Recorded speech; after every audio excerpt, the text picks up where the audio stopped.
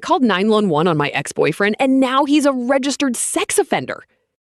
I made a split-second decision out of pure heartbreak, and now my ex is a registered sex offender who can't even attend our son's school events.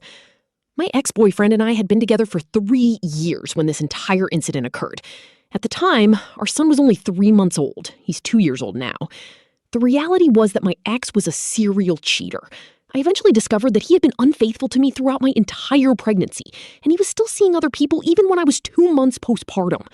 I didn't say anything to him initially because I was absolutely heartbroken and suffering from severe postpartum depression and anxiety.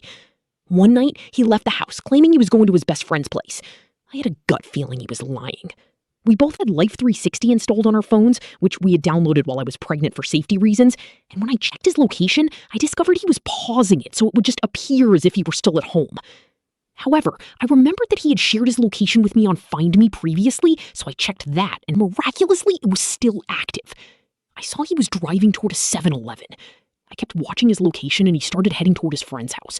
I actually started to feel guilty for suspecting him. But then he drove right past his friend's house and parked at a local park. I watched his location for 20 minutes, debating whether I should drive over there myself, but I decided against dragging my infant out of the house in the middle of the night. I just sobbed and sobbed because I knew he was likely with a random person. I had previously found videos of him being intimate with people outside and in parking lots when I first uncovered his cheating.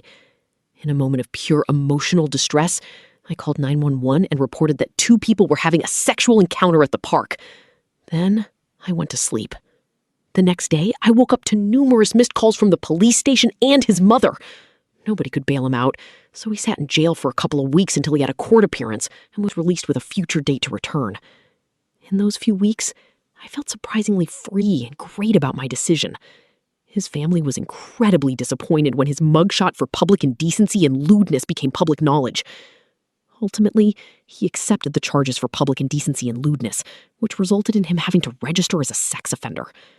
That registration has since become a major obstacle for him to parent effectively. Because he was caught at a children's park, it made his legal case very difficult, and he isn't allowed at most places where children are present. He cannot come to our son's swim classes or attend any daycare events. I do feel a sense of guilt sometimes. Nobody knows that it was actually me who called the police on him that night. I feel a lot of guilt because I know this will impact our son for the rest of our lives, and it is a choice that I cannot take back. A choice I made entirely out of anger.